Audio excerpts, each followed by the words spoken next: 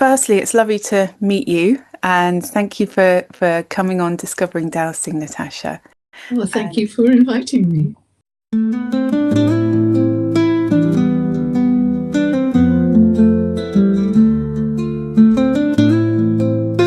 And we've met through Ali and our sort of proximity, because you're in Devon, I'm in Cornwall, but I love spending a lot of time in Devon as well. Right. And you've also written books on dowsing and spirituality, spiritual expansion and channeling and conscious communication. And it would be wonderful to explore that together today, your work, and also your intuitive energy readings you do. It'd be fantastic to learn a little bit about you. So could you maybe share with us, Natasha, how did you get to here? How did you get on this path, and how did it start? Well, I think I've always been on it, actually, because I've always, since I can remember my earliest memories, always been very intuitive. And somehow I was the oldest child, and sometimes the oldest child is more sort of grown up and doesn't play so much and, has to be responsible. I always seemed to know things other people didn't, and I couldn't understand why they didn't know. And I also thought, because in a way I was telepathic and I was picking up information, even as a child, I thought everybody else was telepathic until I realised they weren't, and I expected them to know things they didn't. Sometimes I expected them, I thought I didn't need to explain things because I thought surely they must know, everybody knows everything, and it was a surprise to me. And I remember thinking, even when I was about 5 years old, none of the grown-ups seemed to know what they were doing. This lasted a long time, actually. I went to art school. I trained as an artist because I've always loved drawing. I've always loved drawing and writing, my two things. And always felt that, as I said, that the grown-ups didn't seem to know what they were doing, and that life was important, but they hadn't kind of shown me why or how. Anyway, I've also been interested in alternative medicine and healing, and always used homeopathy, herbs and healing for my family. I've got 4 children grown up now, and 10 grandchildren. Wow. All into natural healing and natural living, if possible, as far as possible. When I was teaching art, I realised that a lot of the students had problems, and as an art teacher, I couldn't be a social worker. I couldn't help them, so I wanted to actually do something that I felt was more helpful to people, and I went for a kinesiology treatment myself one day and thought it was absolutely amazing and so helpful and so non-invasive and so gentle, and just I thought everybody needs to do this. So I gave up teaching art and trained as a kinesiologist. Oh, wow. Okay. Which is when I took up dowsing, because kinesiology is dowsing with the body. Yes. Using the arm. I don't know if you've ever had a session. Yes, I have. And it is such wonderful instant feedback, because you can feel the answer in your body. Your body is strong with something, or it's weak, being tested, and testing different parts of the body, like the spleen, the liver. It's incredible because of that instant feedback, and your body knows. Yes, you instantly know. And sometimes it's a feeling, sometimes it comes in words, pictures, visions, but you just know. Yes. But the thing is, I feel it's so protected. The body only releases what you need to know at that time. So There's no danger of revealing things that you can't cope with. It's just layers and layers and layers. Let's deal with what's happening now. And yes. Also, it's diagnostic. You can find the right remedies for people, know where to direct them, what to do next, or what energies are working in their life, that person's life at the moment. So I found it incredibly useful, and I had a practice, never advertised, but had a practice for about 30 years. Well, first of all, it was people coming to see me, And then I realised they didn't actually need to be there, that if they needed a reading, I could just do it by dowsing.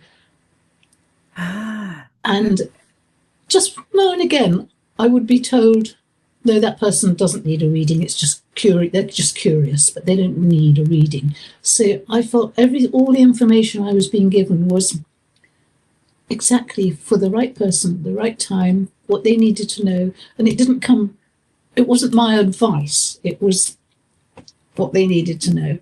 And I ended up doing readings with people all over the world that I'd never met. But maybe an email or a phone conversation, and immediately there was a connection, and then the information comes through. And it's always been wonderful. And it was really that ability to dowse and develop my intuition, which was what allowed me to be able to read the information or hear the information around the stones at Carnac, which resulted in that book, which I never intended to write, but evolved. Yes, I've actually, for those of us who are viewing rather than listening to this episode, I'm just going to hold up the Standing Stones Speak, and I'll put a link to the book. Well, it's out of print now. Yes. So maybe people can find it on sites. It is still available. Yes. The messages from the Archangels revealed. And this, maybe we can explore this book, because yes, sometimes you have a book in you and you don't necessarily know it's there, but it's almost like a conception process and a birthing process, perhaps, isn't it? This sort of the labor of bringing something forth into the world and sharing what those messages are. So from what you shared so far, Natasha, you have always felt and known telepathically, intuitively, and you've developed the creative skills through your art and your writing, and also your felt sense through the kinesiology and dowsing, and then combined the creative process with your dowsing and with your channeling or telepathic communication when you visited Carnac in Brittany. So for any dowser who is interested in earth energies and standing stones, Carnac is kind of incomparable, isn't it, to any other site? It's probably it's one of the largest in Europe. Yes. I mean, I've driven past it. I haven't stopped. I know. I wished I'd spent a bit more time there. What I couldn't believe when driving past it is how much time in a car it goes on for. Yes, there's a lot of it. Yes, there's a lot of it. It's all over that part of Brittany. And so how did you get there? How did you get to visit Carnac in the first place? Why were you there? Yes. That is how that came about is actually quite interesting. Maybe the beginning was I went to see a healer ages ago now, and she said to me, I can see a field full of stones and you have to go there.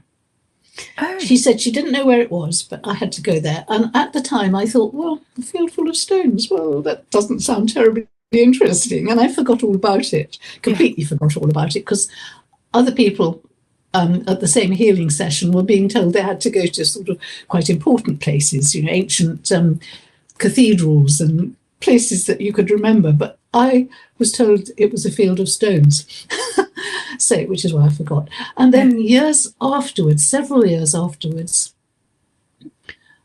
I was visiting my cousin who lives on the edge of Dartmoor, and some friends of theirs had just come back from Brittany, and they had given my cousin and his family one of those tourist tins full of biscuits, and they had paintings of the stones on the lid, and this tin was on the tea table. And I'm not making this up when I say the tin was actually pulsating. I don't think anybody else could see it, but it was kind of pulsating, and I was staring at it, and I suddenly saw that's the field of stones. I have to go to. It was just made so obvious to me. Yes. It was a real aha moment, that one. It definitely was. Yes. And so I told my partner, Hamilton, about it, and he said, right, let's go there, which was quite amazing in itself, So I think almost like a week later, we were there, and I'd never been particularly interested in megalithic sites. I'd known about them, known they were interesting, but I'd never felt really connected to them before this, and probably wouldn't have gone. I definitely wouldn't have gone if I hadn't seen that tin. So we went, and it was like being it was like visiting family, actually. We felt this energy of welcome. It was lovely. So you've gone into the living room, been taken into the living room with all your relatives and friends. And it just felt so amazing. So we wandered about and didn't get any messages at the time, didn't really know why we were there. And then we stayed in a little hotel in the town, and that night we decided to go and look at the stones at night. Just no particular reason. We just decided to go. And there was a full moon, and so we crept out of the hotel, which wasn't far away from the stones, and we went in. At that time, there was no big fence around it. There was just a little wicket gate, which you could jump open and go in. Nobody was prevented from going in. So we got to the wicket gate, and there was a little black cat waiting for us. At which point I thought, full moon, black cat, what's going on? Yes, bit of a sign. Yes. So, and the cat seemed to be waiting for us. So we went in, and the cat came with us and led us up to the tallest stone nearest that little wicket fence, and we stopped there. And a few minutes later, because it really was dark, the wicket gate opened, and a man came in, and he put his hand on the nearest stone to him. So he was almost like a doctor would take a temperature reading of a child, because it was a small stone, or to sort of, like he was reading his hand, telling the stones that he was there. And then he just started walking towards us, but he couldn't see us, so we called out because we didn't want to alarm him. We just called out to let him know we were there. But then he turned around and went away again. So we never found out what he was doing. No. But I just found that really, really interesting. So the next day we went back, and it was at the same stone that I heard of. I was standing by the stone, and Hamilton was sort of wandering about by some other stones, and I actually heard a loud voice saying, "This is a library." That's very clear. The way it sounds like a clarion call. It's an announcement of sorts, isn't it? It's not just a whispers on the wind. It's like, it was loud. Very. Absolutely. Making sure that I, did get the message. So I knew, because of all the readings that I'd done, and you can do readings for anything, because everything has energy. So you can do readings for, pebbles and stones. So I thought, we got rather excited, and I thought, okay, if it's a library, we can read it, or I can read it. Where do we begin? And we, I think we were so excited that we didn't stop to say, okay, where do we begin? We just thought we start with the nearest stone, almost. So we looked around. There are 4,000 stones. Gosh. Yes. It feels a bit, when you're describing that, Natasha, it's like that moment where you get that boom sort of mic drop announcement, and then it turns that excitement. It's like kid in a sweetie shop sort of feeling. Yes. Yes, it was. Yeah. We should have calmed down and said, right, where do we begin? So we began by the nearest stone that attracted us, and it did give us information, but it was not very uplifting, not very helpful, and not very inspiring. And we thought, there's something wrong here. Nobody, why are we getting this information? We know this, it's very negative. It's about all the things we were doing wrong. Anyway, I tried to work on that for quite some time and realised that it really wasn't the right book in the library. Yes. And actually went back to England because we were living in England at the time. We did have a house in France, but we were toing and froing. Yes. Went back to England, and a great friend of ours channeled an American Indian spirit called White Bull, who's possibly you heard of, but he died recently. But he used to be an opera singer, and he also had a spiritual event happen and started channeling White Bull. And we talked to White Bull and told him about this. And he said, well, you need to go back with respect. The stones are expecting you, but you need to announce yourself and say, we are here. So lead us to the stones with the information, which we did. And then we went back, and it was almost like you could hear them chattering amongst themselves, saying, they're back, they're back. And so they did. And we dowsed, actually, which stone, which row, which row, which stone, which area. And they led us to, there are only 4 stones that were programmed with information out of the 4,000. Wow.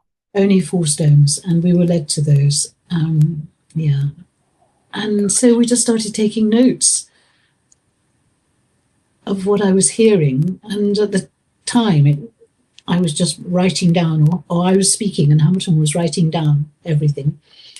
And then we'd go back to the hotel at night and look at what we'd written and thought maybe we were going mad. But then it started making sense, and it was information that sounded more truthful and it resonated more. And so this went on for several years. We were toing and froing, going back to Carnac, getting information, spending time working on it, because sometimes it came in visions. I would just be given the information as visual pictures and then have to find the words to write down what I was seeing. And sometimes it would be words. And so in trying to make sense of it, I would write it down as clearly as I could. And I would give it to Hamilton to read. And sometimes he would say, I have no idea what you're talking about. And I knew that if we were to share this information, and if he didn't understand it, nobody else would. So I had to go back and be more clear. Because although I understood, I hadn't found the right words to make sure everybody else who was reading it would understand, and without it becoming ambiguous or able to be misinterpreted. It had to be absolutely clear. And we did achieve that over 5 years, actually. Yes. It took 5 years to put that book together. Wow. And all that time, well, it was only after a few months or even longer that I actually asked, where is this information coming from? And I was told it was the Elohim. I know. Wow. I'd not asked before, because I know, well, the information just sounded so appropriate and so helpful. I somehow didn't need to know where it was coming from. It was coming from spirit.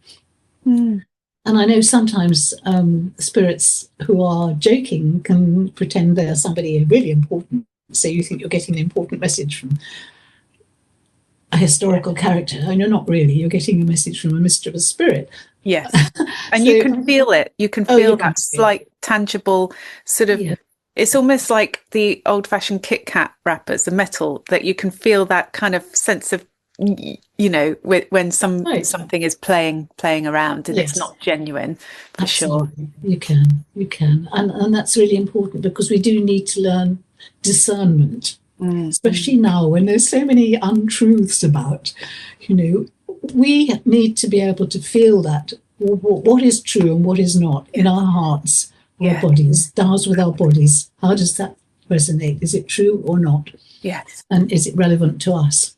Yes. Yeah.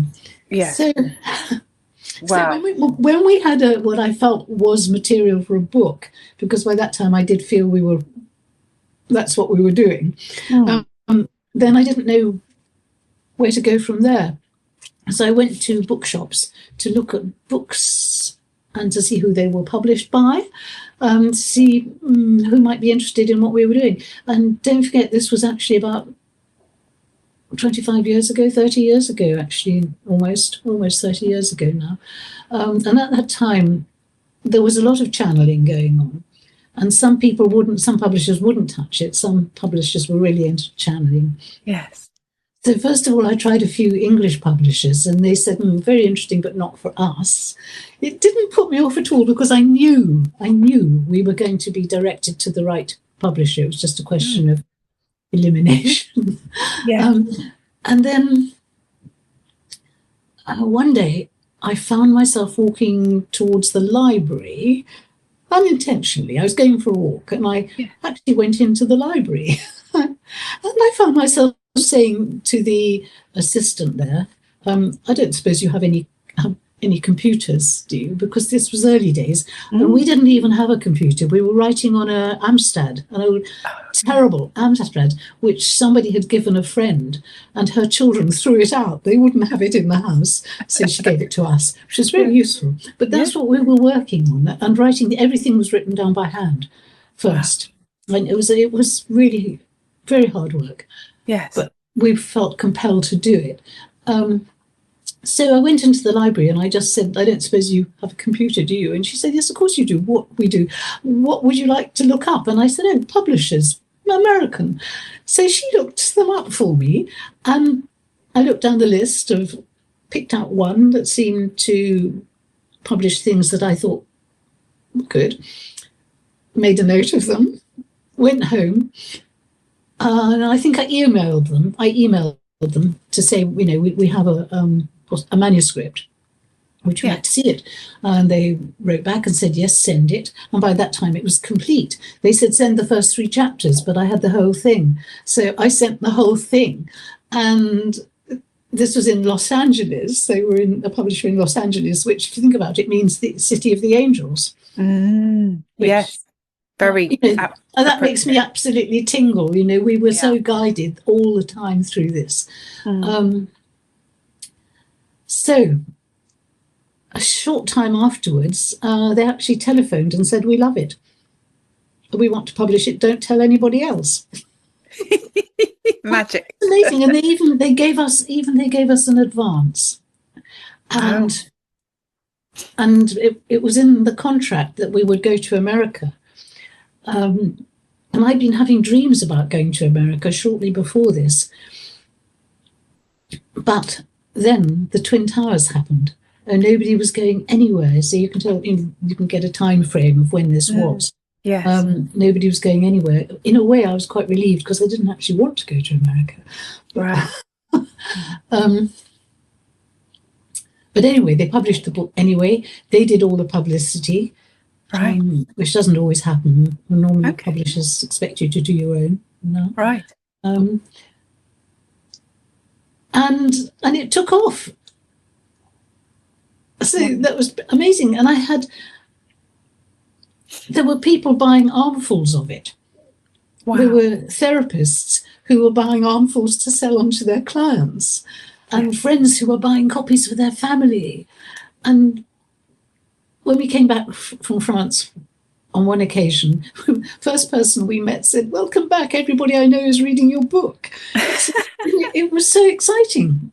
It was so exciting and so confirming, that what we got was actually helping people. And so many people, not even though it was all those years ago, even now, hardly a month goes by that I don't get an email from someone saying they've just found the book or they've reread it and how it's been so helpful, especially now when things are more difficult than they were then.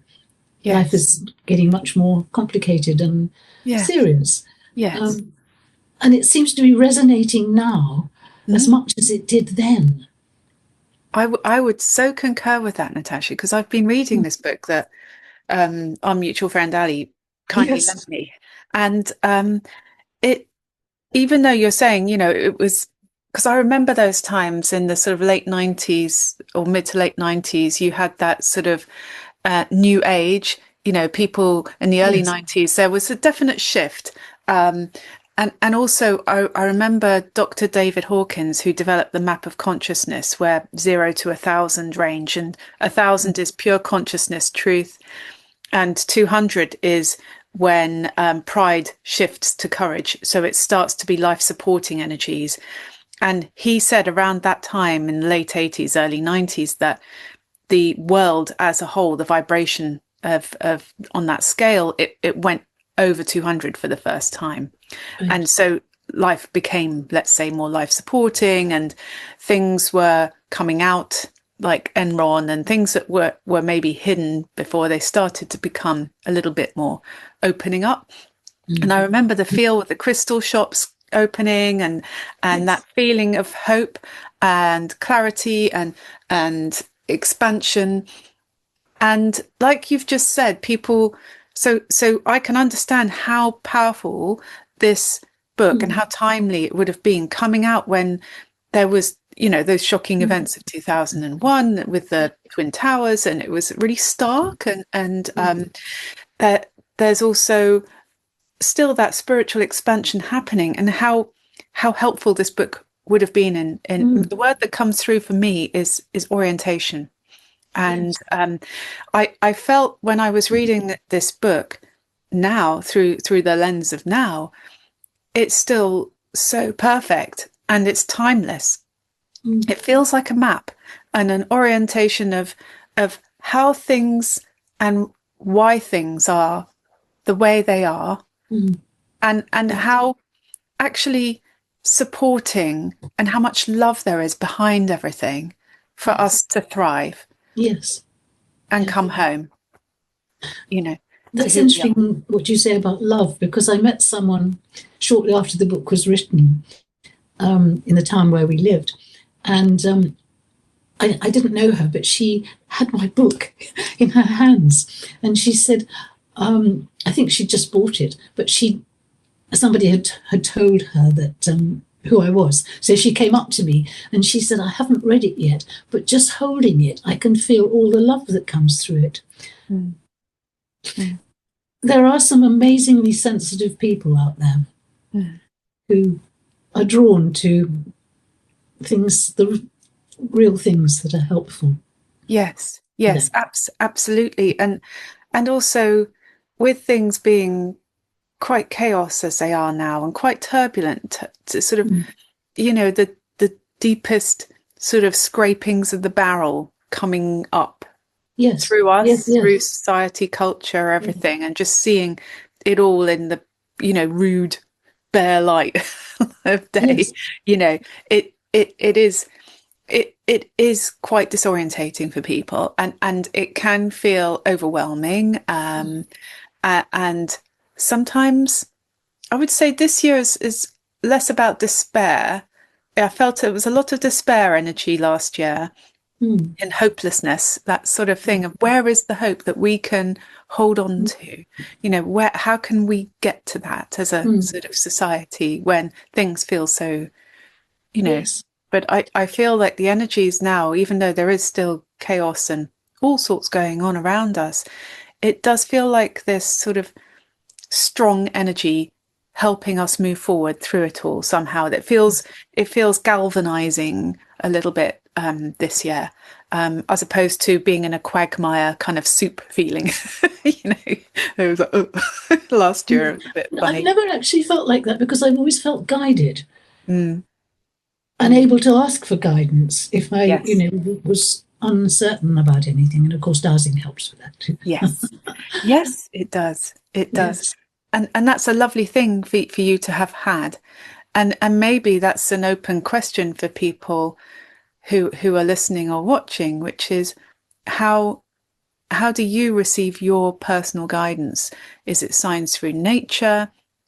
Is it through your dowsing practice? Is it through that quiet silence, the inner contemplation, the moments of clarity that can have ideas or notions or inspiration coming through? All of the above. Yes. And it's important to remember that, isn't it? That it's always there. You always have a supportive team around you, a non, say, physical team, as well as the in the material world, we have our loved ones around us, nearest and dearest. So there is a support structure there. There is an invisible one. Yes. Yes. And it's interesting. Sometimes a bit like a divinatory thing, or sometimes you pick up a book and you see what page it opens at. Yeah. Yes. And I picked up your book and it opened at Archangels, Sandalphon and Earth.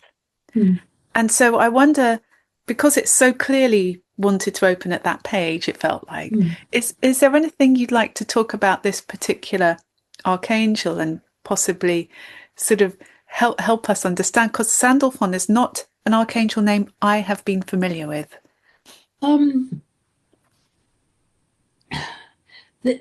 A lot of the angels have several names, I found. Different people refer to the same angel.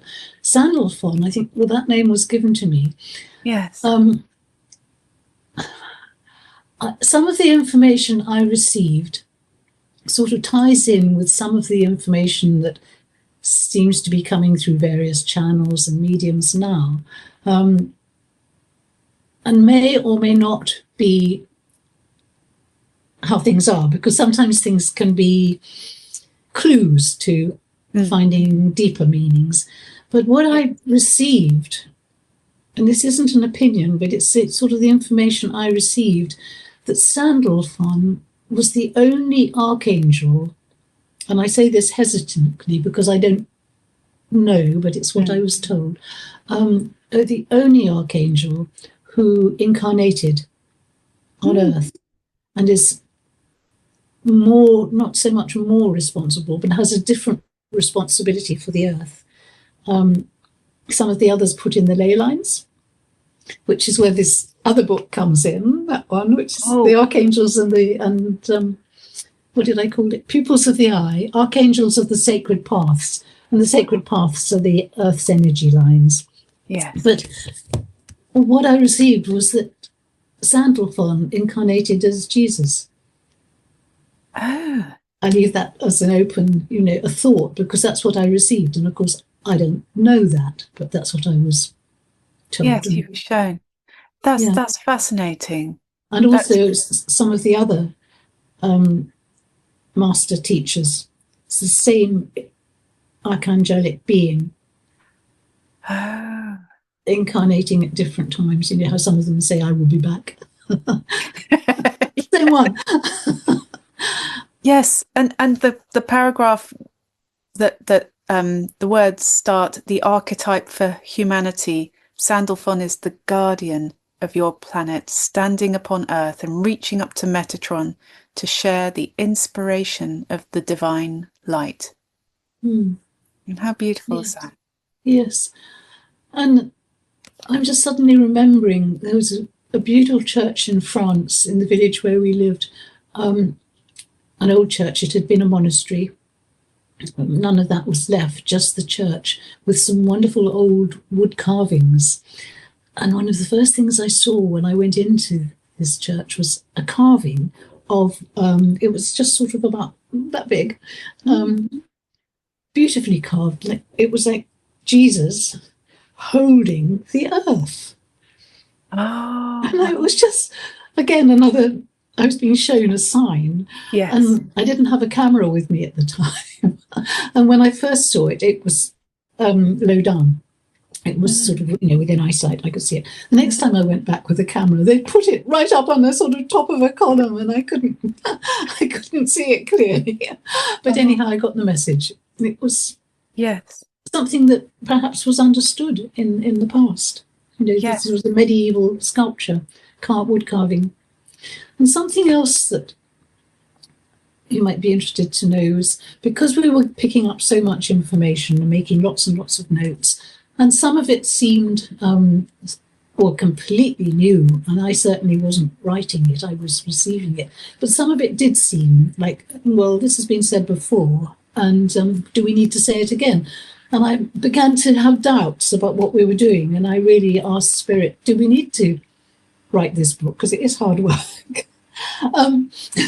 Because there have been so many teachers, there have been so many books surely, we don't need any more. And that night I dreamt that I was standing behind a fence. It was in the dark, which is symbolic, standing behind a fence, and there was a relay race going on. And people were running in the dark holding torches. Oh. Flaming torches of fire. And one of the runners stopped by me and handed me his torch. And then I had to take part in the race. Oh, wow. So I knew, I was being told very clearly, yes, you have to carry the torch further because you're reaching different people, and the words may have been said before, but they're being said in a different way that's more relevant for now. Gosh, yeah, that really resonates, the way you shared that, Natasha, and just that handing of the torch, that, illuminating spread of ideas and wisdom and heart-based philosophy, and our connection to the truth of who we really are and why we're here. Exactly, because this is not, we're here for a purpose. We are part of the great cosmic plan, and we've become so isolated, or feeling isolated from each other. Religion hasn't given us spirituality. It's divided people. I know it can be very, very helpful, and it's brought beautiful music, patrons who've made beautiful buildings, cathedrals. It's done so much good, but it's somehow taken the spirit out of the people, so that we needed to worship more material things, or just one. You couldn't reach a kind of spirituality in yourself without going through the church, which isn't actually quite true. Yes, that's something that again resonates with me. I felt like I went to a Church of England school, which although it was lovely and it wasn't dogmatic, I did feel like when the priest is standing there in the pulpit, it felt like as if he was meant to be the person on the telephone to God, and we were meant to have the conversation through that third party.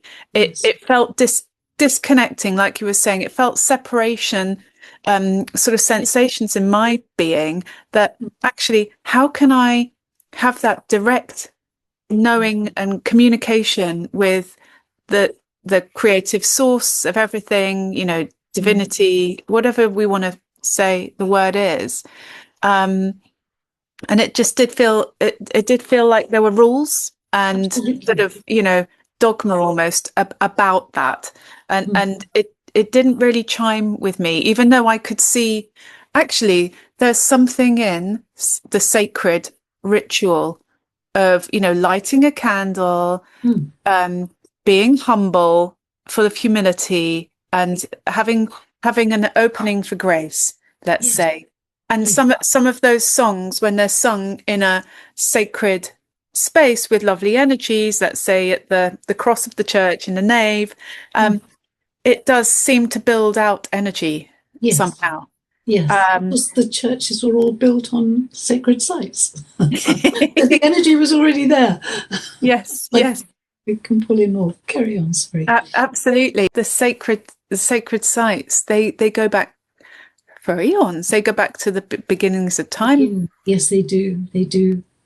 And when the earth was being formed. Yes. The PowerPoints. Yes. Yes. And I've been exploring dragons. Dragon sort of mysteries, if you like, and legends, and the energy of, let's say, that dragon energy, the archetype of the dragon, how maybe let's say on the Earth's crust, or the spine of the dragon underneath the sea, where all the magma pours out. But there's also the legend of the Earth being formed energetically by dragons, sort of going round and round and forming those power points, and we call those big power lines dragon lines. Yes, exactly. Yes. And I wonder, because you've written the book about the energy lines and the archangels, I'm now curious and wondering about the connections between those dragon energies and the archangel archetypal energies as Right. well. How do they weave together? Because there seems Well, to be something kind of that, things all work together for a cohesive whole, don't they? they do. And there's always bits that we we hadn't sort of counted in, things we weren't aware of. And I've just finished reading Tanis Halliwell's book about dragons. Do you know it? Oh, no, I might make a note of that, actually. Yes, do. Where she experiences, she works with the elements. Have you heard No, of her? I haven't heard of Ah, her. Tanis Halliwell. Helliwell. She's Okay. Irish. Um, and she's written quite a few books. The first one I read of hers was Summer with the Leprechauns, Oh, where she rented a cottage in Ireland and yeah. found she could see lots of leprechauns there. Wow. And the villagers knew it was haunted. They told her. So they'd seen them too, it was a holiday cottage. And so she befriended a particular leprechaun and wrote the most fascinating, believable, I do believe every word, Yes, yes. story about her adventures with the leprechaun. And there are things that she doesn't say clearly, but hinted at, that perhaps she had a past life as a nature spirit. And so this particular leprechaun she knew in a past life. She doesn't say that, but it's indicated. Yes. And I very much understand, accept reincarnation. We come back, and we can come back as an elemental, or we have been an elemental, perhaps. Yes. Dragons I wasn't particularly interested in until I did actually see one once in the a flat in Brighton, where my son, when he was a student, he was staying there, living there. And someone moved into the flat who he said had a very disturbing influence.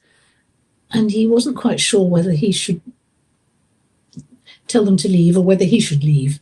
So I did some tuning in, and I saw this dragon, rather fierce dragon, in the flat. And I said, leave. This didn't feel good. He left. And I probably like all things, there's a dark side and a light side, and some dragons maybe can be malevolent and some can be beneficial. Mm-hmm. I did do some questioning with spirit about dragons, and I was told at the time that they have never been physically present on the earth because their power was too great. But they've always been present etherically. Yes. They are there, and they do have a function, a purpose, and yes. And there are different ones with different. Tanis Halliwell's book about dragons explains their different functions. Oh, wonderful. They all have different functions. And I think this, because it does sound like an ancient truth, the elemental world involves dragons as well as leprechauns.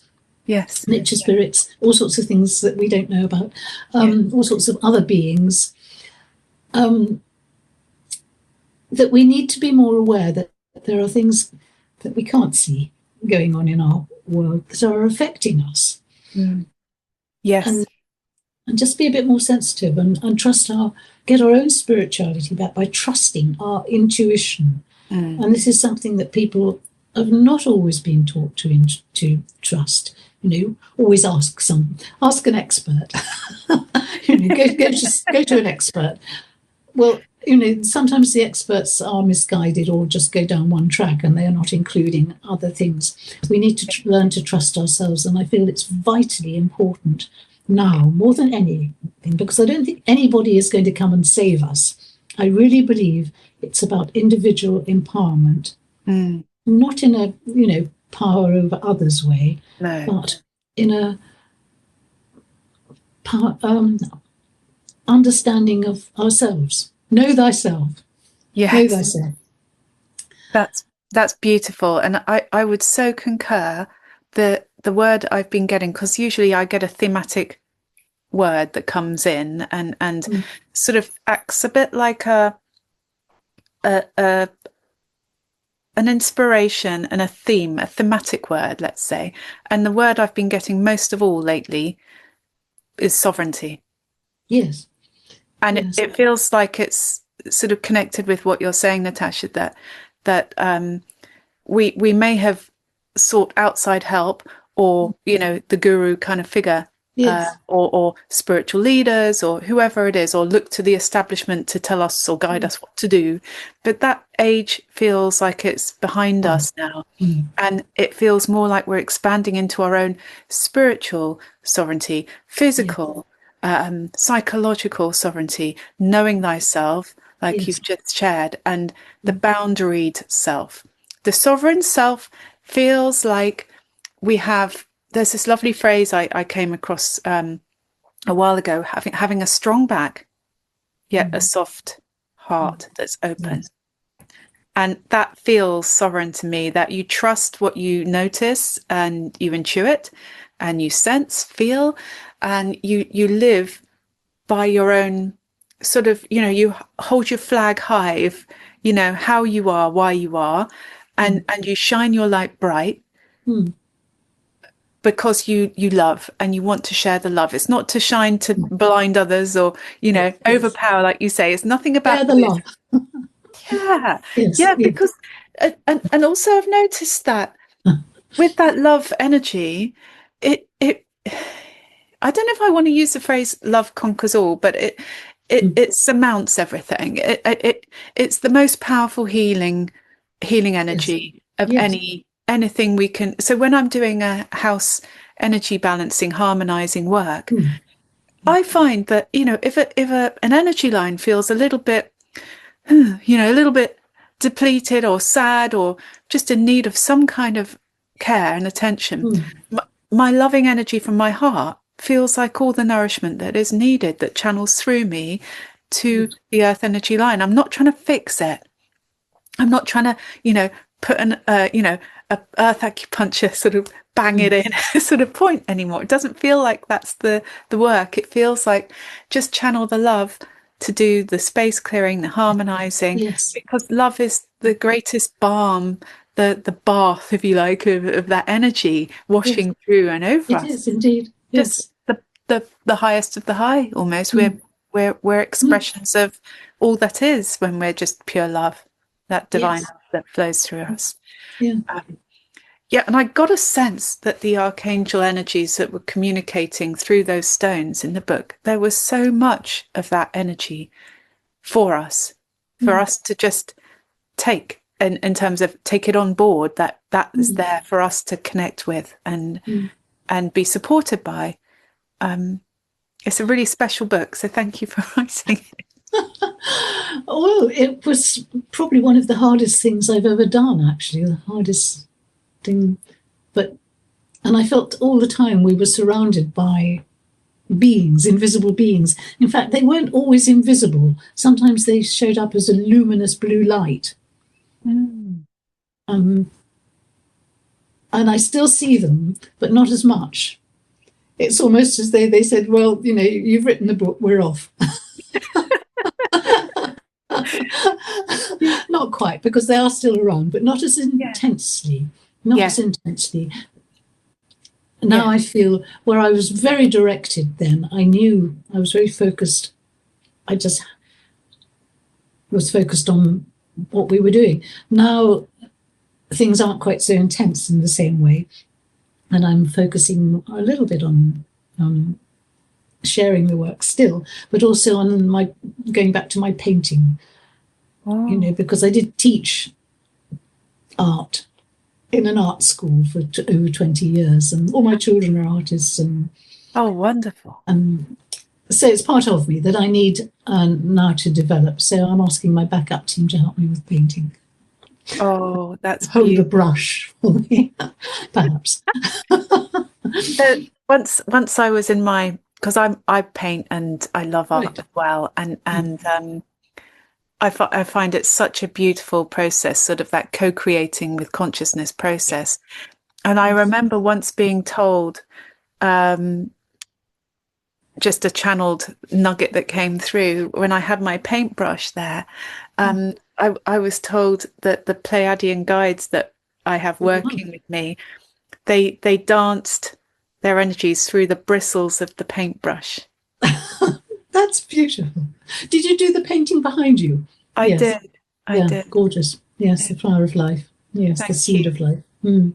Yeah, I sculpt, I paint, I sew, and I love connecting with the earth energies and expressing that and the sacred geometry. It just Yes. the symbols and the sacred sort of feelings of those shapes like the flower of life or the Mm. labyrinth is a particular calling Yes. that I've had. My calling has definitely been, Alex, build a labyrinth, and it takes you on your odyssey, the Right. journey. And that's how I came across dragons, because I was told when I was in this labyrinth I built at the end of the garden, oh, this is how dragons lie.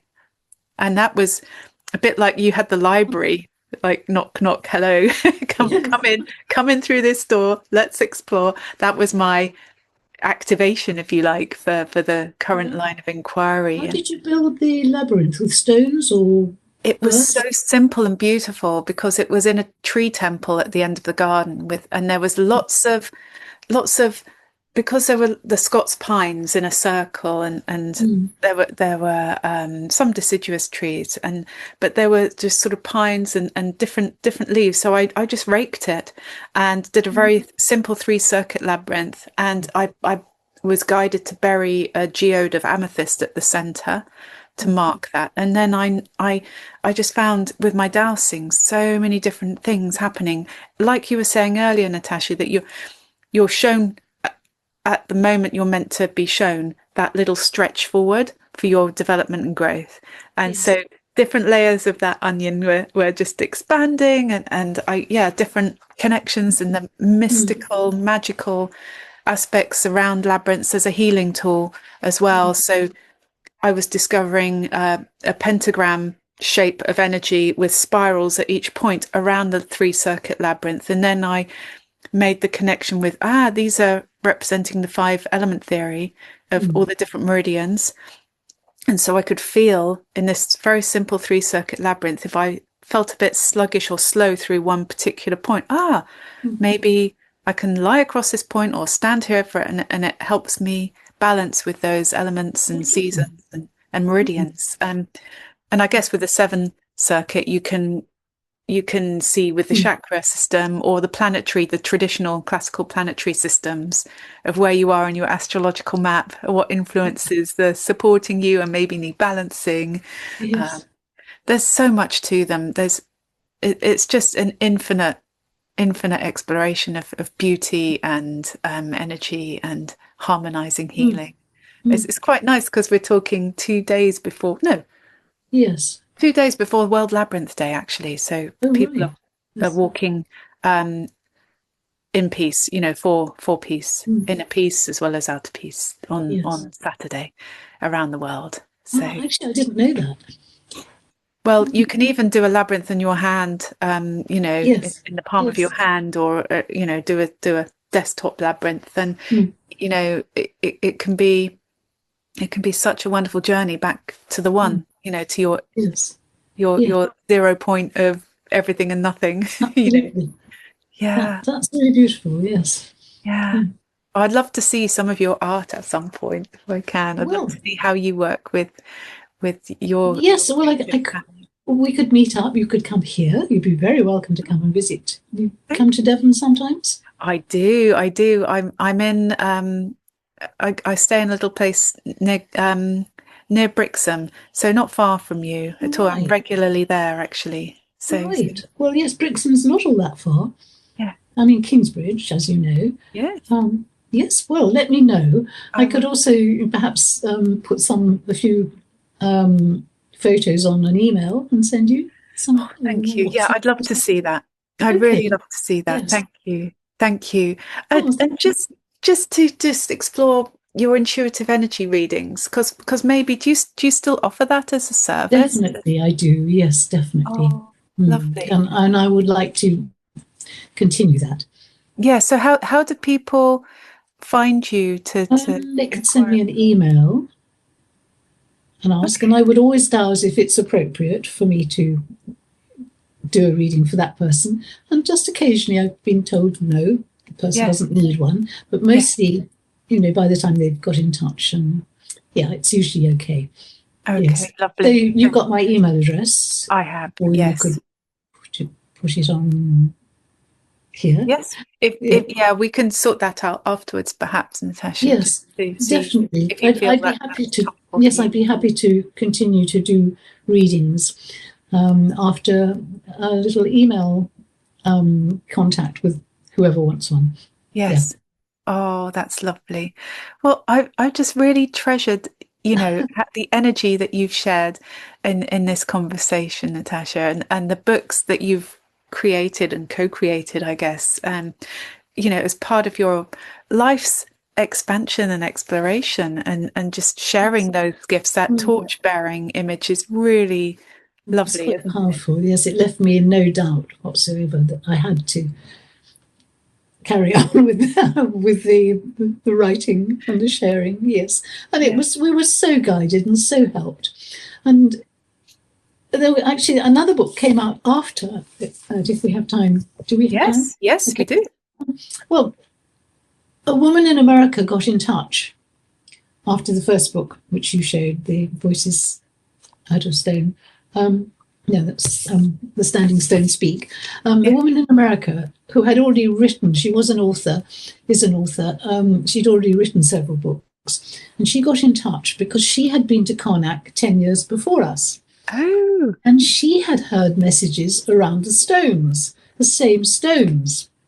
Oh, Remember, wow. there are 4,000. Yes. The very same stones. And she kept a diary of her time there. She was there on her own, first time, I think. She got in touch because she was married to a Berkeley scientist. All her family were scientists, and they didn't believe it was possible that you could hear messages from stones. So she was never able to share what she had actually experienced, but she had kept a diary. It was only when she found the Standing Stone Speak in California somewhere that she felt she had been seen somehow, because those stones spoke to her with more personal messages, some of them more relevant to her, not quite the more humanity concerning ones that we received, but very similar. Anyhow, she kept a diary and she asked if she could send us the diary and whether we'd be interested. So she did. She sent the diary, and what followed was an exchange of emails, sharing ideas, sharing information. And in the end, because I was actually trying to write another book at the time, and this one, Pupils of the Eye, which is about the Archangels and the energy lines, I said, look, the only way we can continue this conversation is if we do a book together, because otherwise I'm taking so much time in responding to your emails, and you're taking a long time asking lots of questions, that we need to put this down on paper. So that resulted in this book, Voices Out of Stone, which was published by Findhorn. Oh, wow. And that's some of the things that didn't go into the first book. Yes. And some of the things that were in her diary. I mean, for example, there was a bit that didn't go into the first book, which was all about nature spirits. And the American publisher said he totally believed it, but he didn't want to put it in because he said they would lose all their integrity as publishers if they wrote about nature spirits at that time. Yes. So it went in this book. It went in that book. And Findhorn, again, said it was right up their street. I did the illustrations for it. Oh, lovely. I did lots of illustrations. Can you see some stone? That was wonderful. Which Caroline felt she had had a past life being burnt at as a witch. Oh gosh. They, she had a connection with the area, which is why she was drawn to go there. And Mm. I also was told I had a connection, but I don't know. I don't know what it was. I don't know what it was, but I do feel I do feel connected with the area. Mm. Part of my heart is there. Mm. Oh, that's wonderful. Yes. Thank you so much for sharing about that. Because yeah, and the pupils of the eye. How did that book come about? Well, that just kind of wrote itself. I just, I sometimes that happens. I get Yes. it's in my head, and for a while I just don't do anything about it. And then it's just so much in my head that I have to start writing it down, and it just flows. And I'm guided to what research I might need to do. But it's actually all about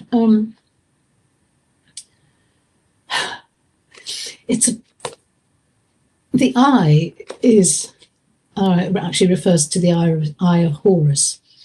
Well, there are two eyes of Horus, the left and the right, and it's about the pineal gland, the intuition. The archangels of the sacred paths are the archangels who were present when the earth was being formed and actually set out the circuits, the ley lines, energy lines, because they weren't all just ley lines, there are many other lines. The serpent lines, the elementals worked with them, with the archangels. Yeah. It's like a fantasy story, but but it's very tangible is the word. I can see the elementals working with the archangels in spirit, forming the earth, forming the mountains. This is what I was told, and this is what resonates with me. They actually formed the earth. They put stones where they needed to be, and volcanoes and seas, and they made it all. But long before we were here, they created it because it was part of a cosmic plan for then conscious human beings to evolve on it and see what we would do, actually. And it's not all been good. Yes, absolutely. Do you know what's really interesting? While you've been describing that book and while you've been using the words you've been using, I've been having a perception, a bit like a second sight vision of you as an elvish energy. And I can perceive with the art, with the writing, that's very much the elvish sort of archetype, if you like. That's sort of moving through grace, working with the higher beings, and I'm just seeing that energy come through you. I don't know if that's anything interesting. You see. Well, yes. Certainly I've always felt in touch with something other than human, something more, as you use the word grace, something more graceful. Yes, yes. That archetype for me, that energy, I could almost see your ears as the sort of, and this beautiful the beautiful jewelry that you're wearing and the way you're holding yourself is that elvish grace energy that I can perceive right now. So yeah, and there's that with those beautiful lines of the art. It's just so elegant, isn't it? And again, that graceful word comes through. It's just something that became apparent while listening to you. That's interesting that, yes, you use that word, because when I was studying art, I remember I used to like taking photographs, and I took some photographs of some children on the beach. I think it was getting towards bonfire night, and they were wearing masks. And I just happened to be on the beach with my camera at the time, and the shots turned out really very interestingly. And the tutor was looking at them, and somebody said, also was looking at them and said, "Oh, you were very lucky to be on the beach at the time." And the tutor said, "That's not luck, that's grace." It was a gift. I was meant to record. I was meant to be there with a camera to record what was happening. It was a gift. It wasn't something that I, had gone down to take photographs. I didn't intend Yeah. to. A lot of the things I've done, I've never intended to do, in a way. Yes. Although I feel intention is very important, and I feel Spirit knows what our inner intentions are, towards working with the light. Although we may not always know what the next project is going to be. And sometimes it's like a suspension feeling of like there's a holding place before it comes through. And sometimes it can be not a waiting game, but it's more like, how can you sit with that? Not uncertainty even. I don't know if that lack of, it's like you're in the mist still, but you know something's there coming towards you. And it's the trust and that, again, the faith in that knowing sense that something is meant to come through at the time, and it's all perfect the way it comes through and the way it lands. And you're the vessel for the work, Yes, and you have to show that you can carry it when it comes. Yes, with that integrity, soul alignment, and the clarity and that intention and focus, like that makes something in the ether turn into the material. Visible. Yeah, you're the conduit. You are the vessel to change the alchemy itself. Yes, and sometimes it hurts. Yeah, it can be a bit messy sometimes. Yes, but that's part of the growth spurt, if you like, of that part of the cycle. Of course it is. Yes, of course it is. And you can look back at it and go, "Oh, bless," they're there. Or could have done better. Yes, and to err is human, and that's part of the human. That's how we learn. Human condition, exactly, and it's like turning that into sort of growth medicine. Even when we can, there's no judgment if we don't feel up to doing that. That's just let us just all be and honor each other and respect each other's loving heart and dignity and the soul within, the light within. No matter what pressure that person's under in that scenario, everyone's doing the best they can. Yeah. And maybe that's enough if it's the best you can do. It frees us from judgment or trying to improve others. Yes, exactly. It's no good trying to improve others. That's a fool's errand, that one, I think. Yes, it is indeed. Yes. Yeah. We have to work on ourselves. And actually that reminds me of something. When I was writing the book, I did get a lot of information about some things I didn't actually end up putting in this one, but I was getting lots of information, and I was interested in Alexander the Great. Oh. I don't know why, but I felt I had to research him a bit, and then Spirit talked to me, and Alexander went into the desert and received, I think it's Siwa. He went to Siwa, where there was a channel, a medium, and he never told anybody what the channel said to him. Spirit told me. The Spirit said that he was about conquering everything, going out and plundering and conquering. And Spirit said, that's not the way. You have to learn to conquer yourself. But he didn't. That's why he never told anybody, because he wanted to go on conquering. That's fascinating. And that's almost like a metaphor for life, isn't it? That we can seek that which is outside of ourselves as almost like the notion of a shortcut, or like, let me grab that thing there just so I can feel satisfied, or materially this, that and the other. Or a lot of people reach out of themselves, yet actually the true growth and the path is the deepest well within us. And how to conquer oneself is the ultimate. It is the ultimate. Yes. Being in charge of ourselves. Because I think when we sorry, I was going to say it's not the easy path, but it is No, the path. it isn't. It's far easier to try and work on something else, but it doesn't work because once you try to control things outside yourself, you stop being able to control things in yourself. Mm.